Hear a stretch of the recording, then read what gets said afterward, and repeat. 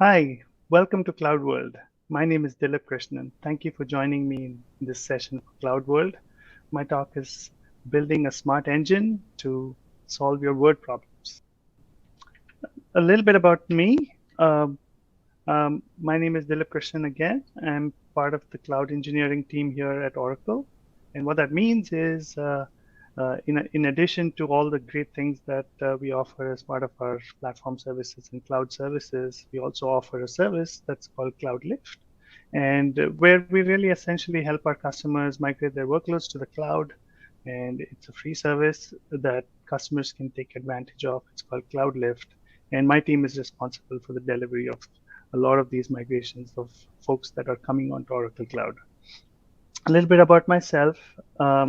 I'm one of the founders and maintainers of this project called SpringFox, which is essentially a way for you to create your services, your web services, and provide API documentation for these services automatically.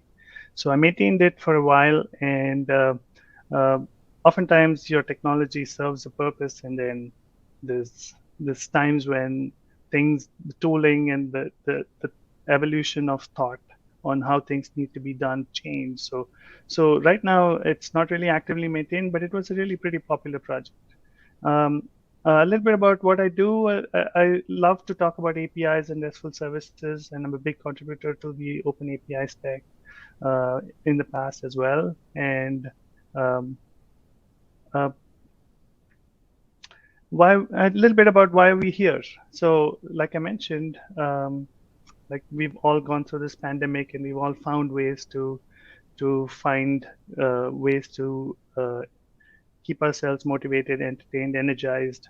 And one of the ways that I found really useful for me to take my mind off of all of these things was to solve word puzzles. So sometime around October of 2021, I believe, there was this person who released this game called Wordle, and that really took on like wildfire. Like as you can see, like a lot of people just like on social media playing that game and sharing their results. And so like oftentimes you just look at these social media trends and say, hey, let's check this out. And one of these things that caught my eye was Wordle. So let's take a little bit of a peek into what makes Wordle, what are the rules of how to play Wordle, and see how we can play this game, and then get into a little bit about how I tried to scratch my own itch to make a better word solving algorithm. So as you can see, it's a very simple game. You have a word that's set up by the quiz master or what have you, and our job is to make sure we guess the word that is set up by the quiz master. And every time we make a guess, we get clues back saying, hey, you've got this letter, like for example, in the word panel, the, the letter P is green, which indicates that this is a letter that's the correct letter in the correct place. And then there's the yellow letter, which is a letter that is part of the word but is not in the right place. And anything else that's not green or yellow is not a letter that's part of the word, and it's not anywhere in that particular word. So that's the basic premise, is to try and guess the word based on the clues that you get back from every guess that you make. Here's an example game of something that I played a while back. So so for example, it took me like 5 guesses to get to the answer, which is marsh. So you go through the steps of, the very first guess was crane, and you found that there's an R and an A, but it's not in the right place. So what I tried to do was to change the position and guess a different word, in this case fairy, and then I find that based on the clues that I get back, A is in the correct place, and then there is still an R, but it's not in the right place. So at this point, I say, hey, I know that there's an A and an R. I know that there's an A for sure in the right place. Let me try and guess a little bit about a, a different word that kind of gives me more information in terms of how good my guess was.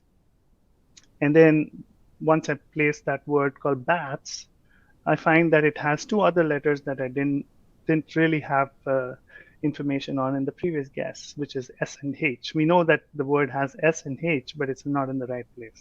So my natural intuition is to say it's obviously going to end with maybe something like an SH, like a crash or harsh, or like words that end in an SH. So I decided to pick harsh. It didn't work.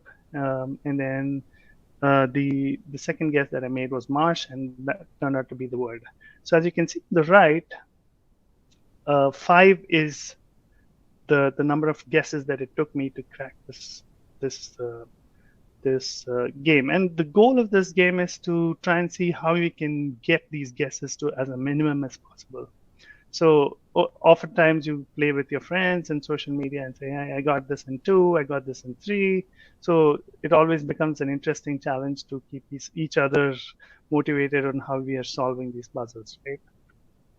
So there's always a quest to get to guess in 1, right? Like that is the quintessential goal of every player, is to try and like a hole in 1 kind of is the goal. Like if you take the golf analogy, right? And so like just a joke that's out there, right? Like what gives people a feeling of power is like one of them is, in my world at least, when I was actively playing this game, is to guess that word in 1. So so what I did was I decided to explore that a little bit and try and see how I could come up with something that'll help me get these solutions. Like oftentimes when you start playing this game, it's just words that come into your mind, and it's just a very random act of trying to guess these words and then trying to play that puzzle and say, and oftentimes you don't remember these words, right? Like there are a lot of these words in the dictionary. There's about 13,000 words, and and oftentimes it's not really, lot of these words are not really commonly used sometimes, right? These are 5-letter words, and sometimes you don't use these words commonly. So the challenge is, of course, to try and remember these words, as well as trying to make sure you use all these clues to guess the word in as few clues as possible, right? So I started to say, okay, let me try and build. The engineer in me just said, hey, let's try to build this solution to try and give me the best possible like next word every time I make a guess, and see how I can make it so that we can make that process of guessing these words much better. So as usual, I pulled out my IDE and started cranking out some code in Java and said, let's try to figure out a good way to solve this problem in a programmatic fashion, right, if you will. So the way that that I approach this initially is that, like, a naive approach, right? You just say, hey, I have this word, and these are the things. I have a P in this second spot. I have an A possibly and an S possibly. So give me all the words that might, excuse me, match this criteria that the clues have given me. And just a very naive approach. You just come back with a dictionary of like, I think it's a dictionary of 13,000 odd words, and then you filter that list based on the clues that you get. And it just pops up all the words in no particular order, probably just alphabetical order, and then you just randomly can pick words that you think make sense, right? Well, that works, but oftentimes it's not efficient. So then my next idea is to say, okay, let's use the dictionary, and like obviously people have already done this letter frequencies, and it's available on Wikipedia as well. So we take a list of letters and their relative frequencies in all published texts, and say, okay, you have E, which is the most common letter, then next followed by T, O, A, O, I, N, S, and so on and so forth, right? So the goal here is to try and use that information and produce words. Like obviously when you're starting out, you can pick a word straight out of this commonly used words, right? So you would start out with something like, for example, if you just take a look at the first 10 letters or so, there's a couple of words that come to mind. There's other, there's stain, there's snail, there's a bunch of words that you can just make up with the first 10 words or so, 10 or 11 words, letters or so. So my goal was to try and use this letter frequency and try and say, hey, can we make this better to solve this problem? And as we went about going through this, I decided to see how does my solution compare with what is available out there in terms of information. So one is, of course, the random guessing, and when you compute down the number of guesses that it takes, it tends to be if you play about a significant number of games and you average them out, it comes to about 4.9 guesses. And if you use the letter frequencies, it brings that down by 0.5 percentage. But really, if you look at all the people posting on social media on all the number of things, so there's this company called Word.tips that's conducted this study of all the social media updates and try and figure out what is the average that a human gets this in. You get an optimistic, almost, if you will, because people don't post if they don't get it or if you get too high a number.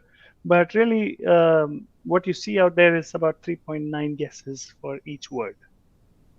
So did we do well? Really not better than the average human, at least according to Word.tips. So I said, hey, there must be still a better way to improve this performance. So as I was researching this, I landed on this really fantastic website. It's free even. It's this thing called three blue, one brown that did this really deep study on trying to figure out what the best word strategy is for Wordle, and they landed. They made this exposition on what this whole idea of information theory, and using information theory to try and figure out what the best solutions would be for these solutions. So let's take a little bit of a brief dive into what information theory is, and to try and give you an intuition and try and see how we can apply this to solving the Wordle problems, right? To make our naive algorithm better. So so the way that I think about this in terms of information is, think of it as, let's say you're trying to figure out a number in a set, like you're trying to figure out in a sorted list where the number is, right? Like guess a number. So the typical best strategy, if you look at algorithms, is to try and do like a binary search, right? You can do a binary search and say, okay, is it greater than this number? Is it less than this number? And then you just go down that list and you divide that set of possible numbers into halves, and then try and figure out which half of which half the number lies in, right? Which will give you the clue.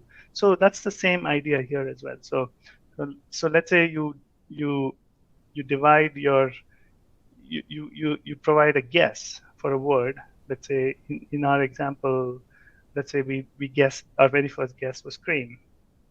So what that did was it said, okay, there is, like, let me just jump forward to the example again to refresh your mind of the example that I did. So if you take the clues that gave back, it was R and an A in different places, not really in the right place, right?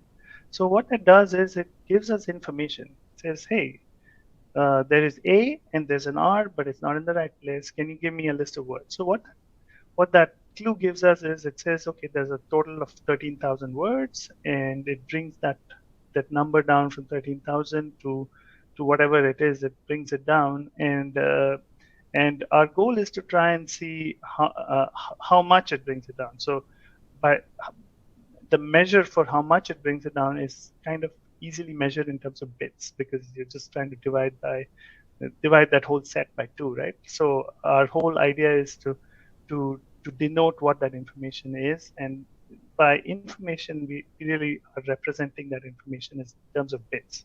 So, like, for example, in the very first in the slide, if we reduce the solution set by half, we get 1 bit of information. If we reduce it by a fourth, we get 2 bits of information. if you reduce it by an eighth, then you get 16, so you get 4 bits of information. So that's the goal, is to try and reduce the number of possible solutions to as little as possible. Anyway, going forward, so so let's take this example of where we did the third guess, bats. So when we selected bats as the third guess based on our previous information, what that did is it reduced the 13,000 words to 50 possible words, and 2 of them were harsh and marsh, obviously. So what that did is this whole pattern for that particular word, which is gray, green, gray, yellow, yellow, that represents a probability of the number of solutions that are possible after you make that guess. And so really what that means is that in terms of probability, it's a 0.003384, blah, blah, blah, amount of probability. And it's kind of a weird number, right? It's really hard to make sense of this. That's the real advantage of using this idea of bits, right? Where you say, hey, instead of representing these as a decimal number which you cannot make sense of in the head, we represent it in terms of bits, in terms of how you divide the solution space into multiples of 2, right? Into spaces that are multiples of 2. So the way that makes it easier is to use the way to represent that easier is to use this formula where your probability of that particular solution, of that particular pattern, is 1 over 2 to the power of the information that you get, essentially. And when you represent that in terms of what information is, it really is minus log to the base 2 of the probability, which is, in this particular case, it is going to be 13,000 over 50 to the log of 2, which is going to give you an information of 8 bits. So you get 8 bits of information based on that particular guess. Anyway, so just a little bit of exposition again on the information theory is that the less likely that there's a word with that particular pattern, the more information that you get out of it. For example, bats gave you more information out of it than, that's going back to that previous example. Crane gave us very less information in terms of, like, it just probably reduced it by half. So because of that, your solution space didn't really come down. And so you just got 1 bit probably of information from that first particular guess. So you didn't really whittle down any of these guesses that are for possible words based on that guess of Crane. So again, going back to that. So the intuition here is that the probability of a given pattern for any given word is inversely proportional to the information that you get. So if it's a very common word, and it has, by very common word, I mean if the pattern of the word is common, like for example, the letter E in the second place is very common. So you're not going to get as much information about E being in that place than if you were to choose something that started with a Z, for example, because zebra would be a very, and if you got the letter Z, which is in the right position, you would get a lot more information out of it because there's very few words starting with Z. So anyway, that is the whole intuition around information theory. So what we did was we tried to represent our guess in terms of information. So once we have that, the next thing for us to do is to see, okay, so given a particular guess, there's so many possibilities of how these patterns can be like returned back in terms of clues, right? Like there are 5 letters, and every letter can either be a gray or a green or a yellow. So what that gives us is 3 raised to 5 number of possibilities that are possible for a given response for any given guess. So our goal is to see, okay, how much information can we really expect out of this this this given this probability, given this word, right? So given a word, to find the number of given possibilities and the information that we get, we really need to calculate what the probability of that particular word is, and what is that information of that particular pattern is for that word, and sum it over all the different possibilities, the 3 raised to 5 possibilities, and then you get what is called as the expected information for a particular given word. Now, the expected information is really is denoted mathematically as entropy. So a given any given entropy is a very thermodynamics kind of a concept, but really it represents the information, right? Like how uniform is your distribution versus how how uh, flat your distribution is in terms of your variance, right? So your entropy is a measure of the expected values of information that you can get for any given word.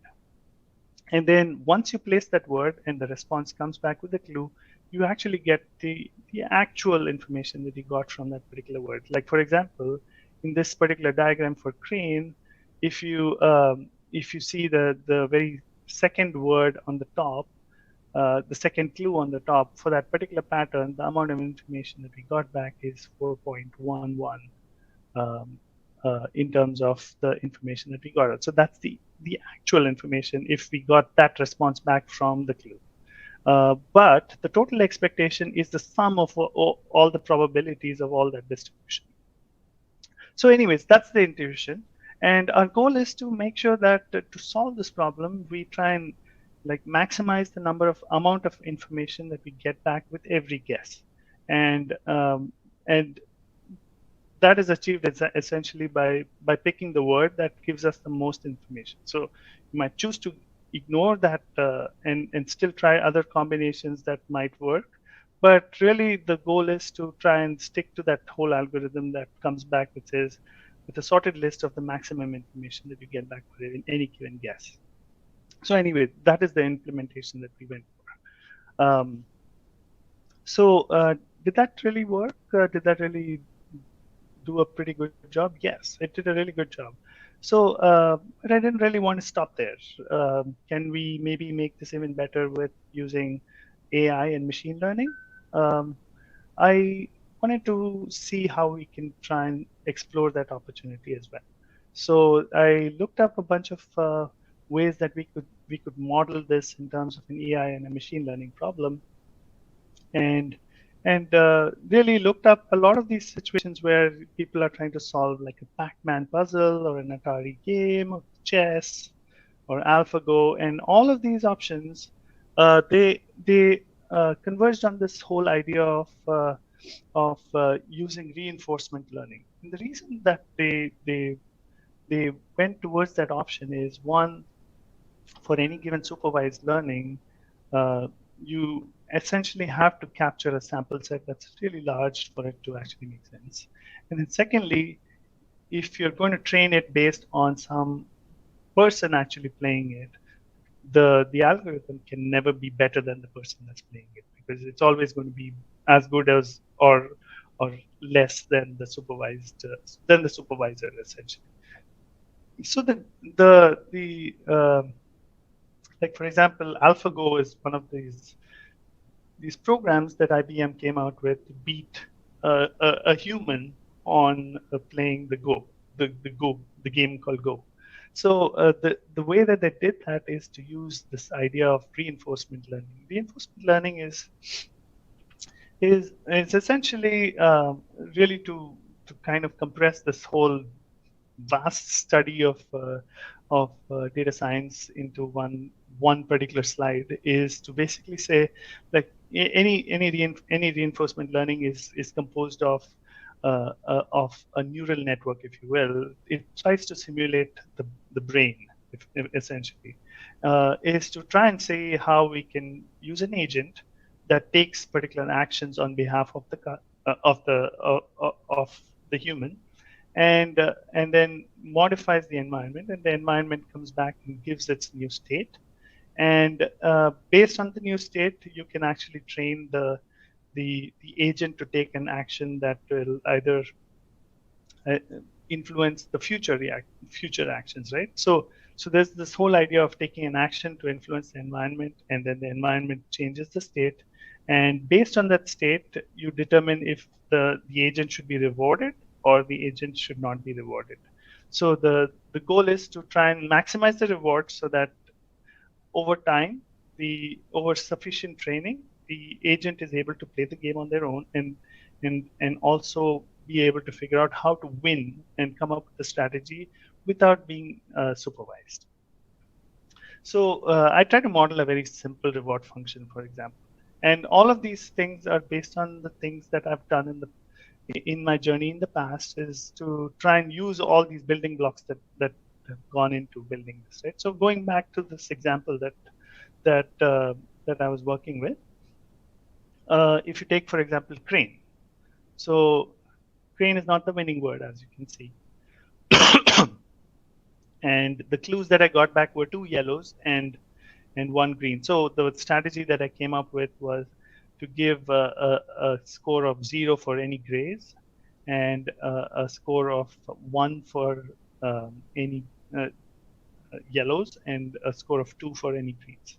So in this particular example, our score was 2 yellows, which is 2 into 1, which is 2. And then similarly for fairy, it was 1 yellow and 1 green, which gives us a score of 1 into 1 and 2 into 1, which is 3.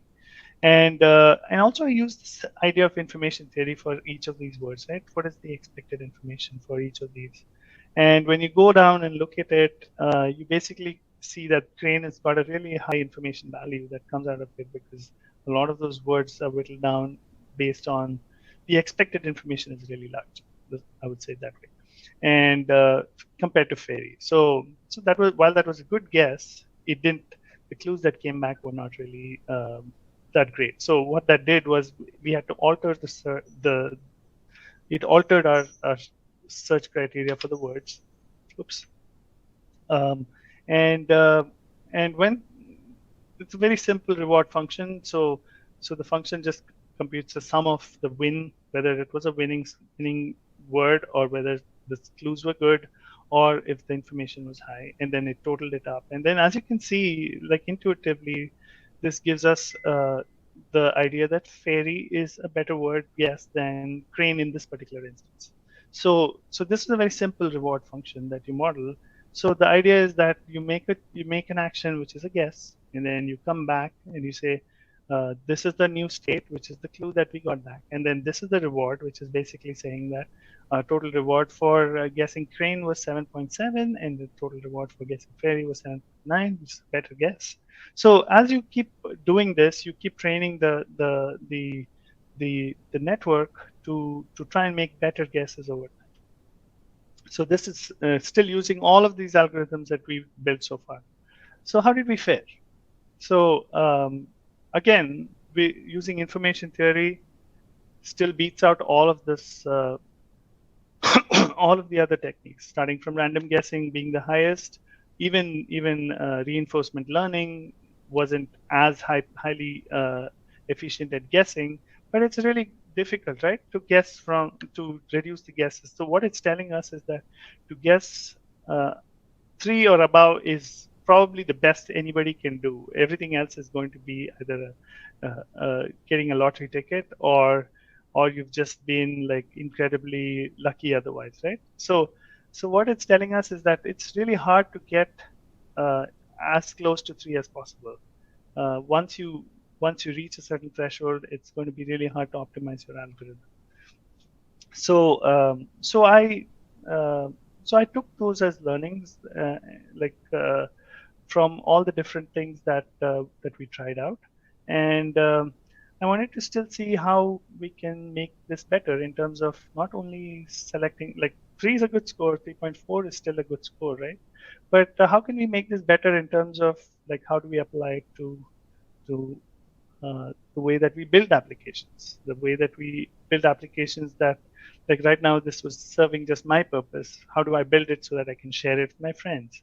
How do I build it so that it's now an API rather than something that I can just fiddle around with, right?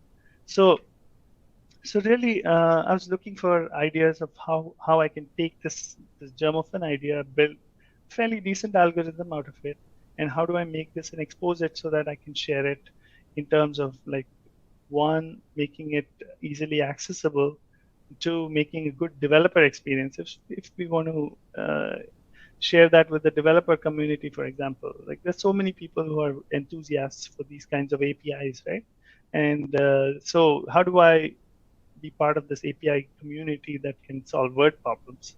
So, so a couple of things that came out, right? Like one is you can document your API, of course, using API, Open API, and you can actually also do things that are interesting around how you can embed control information along with your data. For example, the response requests also come with information on what you can do next. Like just like how you go to an Amazon website and you click a link, it tells you, oh, you can do this, and then there's a link that says buy or add to cart. So you know intuitively. So a human knows intuitively. So how do we make this so that an API consumer knows intuitively? So there's things like GraphQL, which actually allow you to do open-ended queries around the APIs that you expose. There's different media formats. So there's lots of things that you can think and do around these to make this the consumption of something like this much more easy for folks to play around with, right? Like hobbyists like me. So in addition to that, being part of Oracle Cloud, it had to be that I had to explore how do we move the solution to the cloud? Really, that's the way that, like one, you can get scale. Two, you can have it in the cloud. You don't have to host it on your machine, and it's available. Oracle Cloud has plenty of options where you can have free services that you can leverage. Like there's a free tier that people can go and sign up for. And a lot of these services are free: compute, storage, networking. A lot of these services are free for you to try out. So one is how do we map the solution to the cloud and expose this as an application in the cloud? So there's a bunch of options out there that are like very easy to get started with. There's links here in the bottom of all of these reference architectures. So I want to go through just some architectural paradigms here. So one of the ways that that I saw this application being written out is to break it out into two different functions in terms of how you consume this application. So very first one is you want to have a list of words. You don't want it to be a static list of words. So you want a list of words that that you want to be able to upload to a particular location, and then once you have that file there, you need to be able to compute the entropy values for each of those words. So the way that I think of doing these kinds of things, you don't need to be very transactional in this particular sense, right? So the way that I decided to do it was to upload this file into an object storage, and then you have a way by which you can get event services notify you when a new file has been uploaded, and you take that and then you pass it off to an Oracle OCI function, and the OCI function will take that file and then compute, just run through all of these different words and then compute the entropy out of it and upload it to a particular Oracle database. Like ATP is a database that is available. There's a free tier that's available that can be easily reused. And for something like a hobby application, this is a great way to try these things out. The second aspect of it is to actually have the application serve out your API. So Oracle has the OKE, which is your Kubernetes application, and you can deploy this application to the cloud and have it run as scalable pods on your Kubernetes network, and then have it load balanced. There's also a way, like right now, this shows an internet gateway that allows you to connect this application to the cloud and expose your API. You could also front it with something like an API gateway, which allows you to actually do interesting things like threshold, like request throttling and doing API authentication if you want to have multiple users set up and individually access this application in their own profile, for example. So really just wanted to share this. The link is, of course, down in the bottom for you to explore and just take the solution and run with it. Anyways, really wrapping up really quickly. So we built up the solution as a set of primitives, like starting from our naive implementation, use that to build the information theory based solution, and then also try to implement the reinforcement learning using machine learning techniques. And also we explored how to take something like this and move it to the cloud using OCI primitives. Very straightforward to get started. There's lots of documentation available. Um, and of course, this talk wouldn't be a talk if you wouldn't come up with a recommendation for the best starting words, right? So the one that I go to based on all of the information that I've gone through is to either use crate or trace as one of the starting words. And this gives you as much information, and it's also very likely that the following guesses are more likelier to be effective when you start out with these two words. Anyways, again, I want to leave you with a couple of things, dimensions to make improvements on, better algorithms, how to make it secure, how to scale it using the primitives that are available on Oracle Cloud, giving importance to developer experience using APIs is really important, using message formats and different media types. And of course, it's always an evolution to think of how to make this better. Again, that was my talk. Thank you so much for spending your time with me. I hope I shared some interesting ways to think about solving your own problems in the cloud, and also gave you some ideas on how to solve word problems.